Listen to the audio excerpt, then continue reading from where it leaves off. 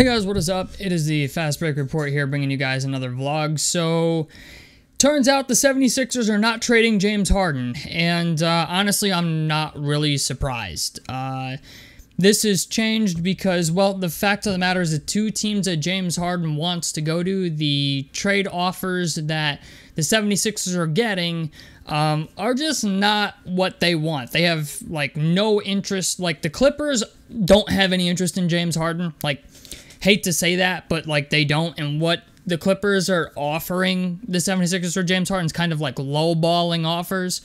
And honestly, like, it's expected. Like, the guy changes teams a lot, and he's got 1 year left on his deal. There's no guarantee that even if he gets traded to the Clippers or to the Knicks, the two teams he wanted to go to, there's no guarantee he's going to stay there. So obviously, like, both teams are lowballing them with offers. And I hate to say it, man, but, like, even at the trade deadline, it's going to be hard for the 76ers to trade James Harden and get anywhere near as much back as what they gave to get him. You know, Daryl Morey went from asking for first-round picks for Ben Simmons to giving up first-round picks plus Ben Simmons in order to get James Harden. And James Harden's still not happy. And you know what, man? I don't know if he's just not friends with Lil Baby anymore. Like, I don't know what the deal is, okay? But this dude is just not happy anywhere he goes. And not for nothing, man, but I'm a little shocked that James Harden is still searching for money when he got, like, what, a supermax contract in Houston? I think, like I'm pretty positive James Harden's made a whole lot of bread throughout his career. And the idea that this dude is still money hunting is shocking to me. Like, it kind of makes me think, like, James Harden's maybe not in the best spot financially. And, like, I get that he likes Houston and likes Dallas, but the Knicks and the Clippers, like, he's not even really a good fit on either of those teams. You know what I'm saying? And, like, for the Clippers to want to put James Harden next to Paul George and Kawhi Leonard, like, the Clippers don't really have anything that Daryl Morey's going to get back that is of equivalent value or of anything that he really has any interest in. And speaking from, like, the James Harden perspective, I think staying in Philly is, like, the best situation for him. Like, fuck the money. Win your ring. You know what I'm saying? And honestly, Philadelphia gives him the best opportunity to do that. James Harden, still a solid player. Is he worth a max contract? I think James Harden's worth a max contract, but not into the extent that people think. Like, when I say max contract, I'm talking Jalen Brunson max contract, okay? Not Tyrese Halliburton, not LaMelo Ball, okay?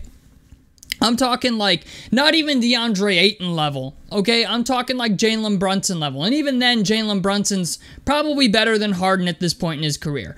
But, like, if they gave him, like, 3 years, 4 years, $110 million, maybe 3 years, 90, like, I could see that being a thing. But I have a feeling dude seems to think he's going to go out in free agency and get, like, 5 years, 230 bands, and that's not gonna happen, my guy. Like, sorry, like, those days have come and gone. But for whatever reason, James Harden is fucking delusional and seems to think that he's still worth that. And when you look at his history as well, his track record with, like, quitting on the Rockets just so he can go to another team, to go to Brooklyn. Then he went to Brooklyn and was like, all right, like, I don't want to be here either. You know, like, this is a dude who just can't make up his fucking mind. And not for nothing, but when you're a player that you can't make up your mind about where you want to play basketball, your trade value is not going to be very high. And on top of it, like, I don't know why he seems to think that just because he's James Harden, that, like, even if he were to get traded to one of those teams that he wants to play for, they're not offering him a max contract. Like, dude, you change teams, like, every fucking year. Like, nobody is going to commit to you long term when, like, they know you probably aren't going to want to be there in a year. You know what I'm saying? Like, and that just makes you even harder to trade, considering how old is James Harden? I'm just curious. I think he's in his mid-30s. Excuse me.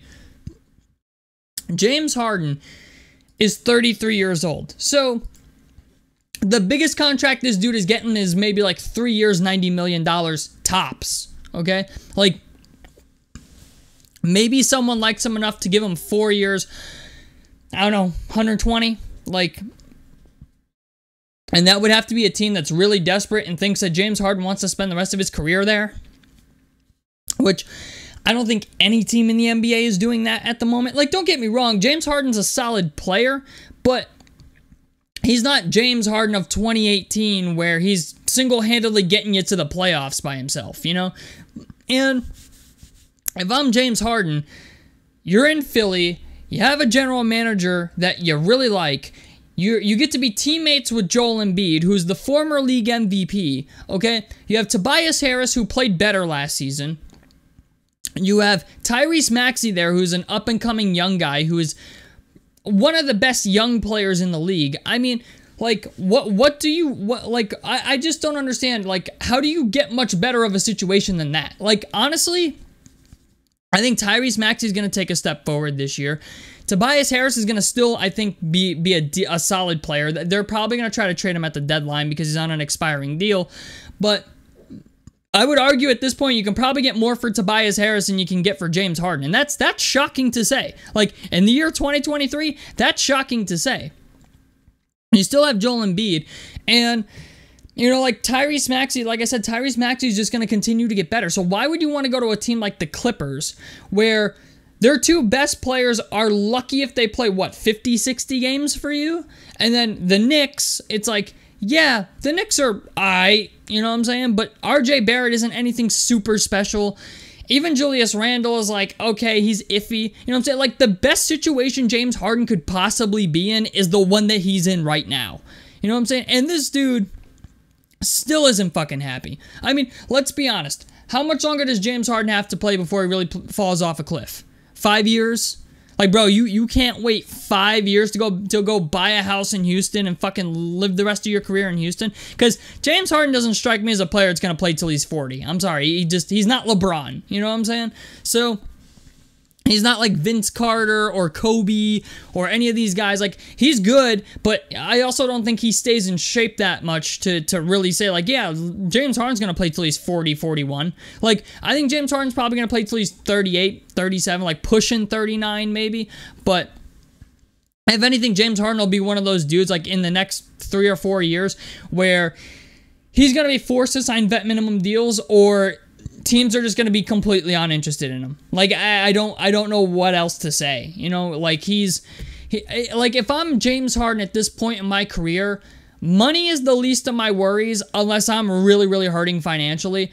Like, I would be ring chasing at this point. Like, you're 33 years old, bro. You should be ring chasing at this point, not fucking money chasing.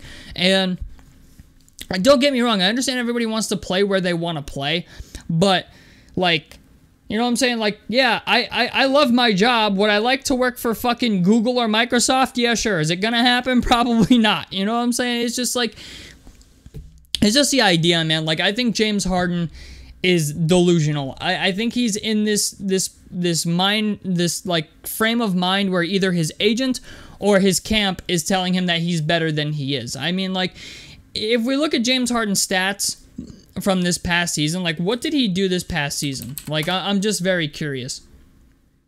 So, this past season, he scored 21 points per game, dished 10 assists. He shot 86% from the free throw line, which is very good. We've never argued about his free throw shooting percentage. 38% from three is solid. 44% from the field is actually a better year for James Harden in some aspects. You know, he only played 58 games last year, started 58 of them. Average about 3.5 turnovers a game, which is actually on the low end. Like, don't get me wrong, James Harden is still a solid basketball player, but the idea of this dude seems to think he needs to be making, like, Steph Curry money or, you know, max contract level money. Like, the most I would pay this dude is, like, I don't know, $110 million. And even that's a risky contract for a team that, you know, has no idea if he's going to want to be there or not. And not for nothing, but, like, even if you have him, like, and like, let's say you sign him to that big contract, and then when he wants to get traded, you're still gonna get low-balled. You know what I'm saying? Like, you're still gonna get a low-ball offer for James Harden because of just his history at this point. So, I don't know, man. You know what? At the end of the day, it's gonna be what it's gonna be. I kind of just wish James Harden would kind of shut the fuck up and play basketball. Like, you have Daryl Morey, you have a good team around you. Like, can you just play ball? Like, honestly, I kind of feel like James Harden not getting traded might be the best situation for him because it might actually give him a chance to win a ring. So, I don't know, man. We'll have to wait and see what happens, but Daryl Morey's looking for a deal that I think is never going to come through, and I think James Harden's looking for a contract that he's never going to get. You know what I'm saying? Like Daryl Morey and James Harden, while they love each other, okay, and they think each other's like the greatest thing since sliced bread in some instances, I don't think either one of them is going to get what they want out of this. And that was kind of my issue from the start, is the idea. It's like, okay, you picked up your player option, and Daryl Morey agreed to trade you, but the fact of the matter is, like, Daryl Morey's not just going to trade you away to some random-ass team for nothing after all he gave up to get you back. You know what I'm saying? So, I don't know. I still think the Trae Young thing is not the end of the world. I mean, Trae Young's still a young player. I feel like Atlanta would like to get off his contract, and trading James Harden for Trae Young would not be the end of the world. And on top of it, if you're Atlanta, you get James Harden on a one-year flyer, and if he walks away, you just freed up a shit ton of cap space, like 30 or 40 million in cap space. So I don't know, but we know James Harden doesn't want to go there. But as I've said before in previous videos, if you're Daryl Morey, at this point, you got to put your team ahead of James Harden. And if another team comes in with a better offer, or, you know, like, let's say Atlanta offers you Trae Young for James Harden just to get off his contract, or a team offers you a player that's solid just to get off that player's contract, if you're Daryl Morey, you probably do it at this point. So, I don't know. Obviously, you got to see how that affects, how your team plays basketball, like what's the fit, you know what I'm saying? But I don't know, man. This seemed like a lose-lose situation ever since it started, and now it's looking even more like a lose-lose because the fact of the matter is James Harden's not going to either of the teams that he wants to go to, and Daryl Morey's not getting the offers he wants. So, I don't know, man. We'll have to wait and see what happens, but tell me what you guys think about this down below in the comment section below. Like helps me out, subscribe if you guys want to see more on the Fast Break Report, and out of this motherfucker. Peace, guys.